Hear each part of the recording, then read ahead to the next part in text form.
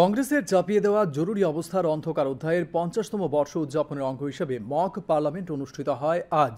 আগরতলা সুকান্ত একাডেমিতে বিজেপির যুব মোর্চার উদ্যোগে আয়োজিত অনুষ্ঠানের সূচনা করেন মুখ্যমন্ত্রী অধ্যাপক ডাক্তার মানিক সাহা। তিনি বলেন, ওই সময় দেশের গণতন্ত্রকে সম্পূর্ণভাবে হত্যা করা হয়েছিল। এই অনুষ্ঠানে বিজেপি রাজ্য সভাপতি ও সাংসদ রাজীব ভট্টাচার্য অতীতের এই কালো দিনগুলো নবপ্রজন্মের সামনে তুলে ধরার উদ্দেশ্যেই মক পার্লামেন্টের আয়োজন বলে জানিয়েছেন। এই অনুষ্ঠানে উপস্থিত ছিলেন যুব মোর্চার সভাপতি ও বিধায়ক সুশান্ত দেব, সহ সম্পাদক বিধায়ক শম্ভুলাল চাকমা, সহ সভাপতি ভিকি প্রসাদ সহ অন্য বিশিষ্ট ব্যক্তিবর্গ।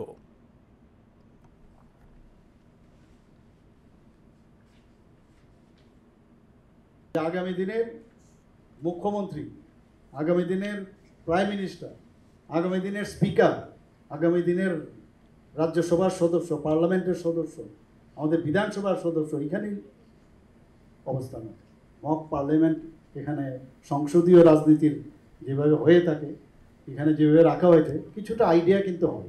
এগুলো দেখে আমাদের ভিতর থেকে আসা উচিত যে কিভাবে দেশ চালাতে হয় এবং দেশ চালাতে গিয়ে কিভাবে ট্রান্সপারেন্সির মাধ্যমে দেশ চালাতে হয়, সেই বিষয়গুলো নিয়ে আমাদের চিন্তা ভাবনা করা উচিত। ইদানিং যারা কংগ্রেসীরা, উনারাও এই সংবিধান নিয়ে বড় বড় কথা বলেন।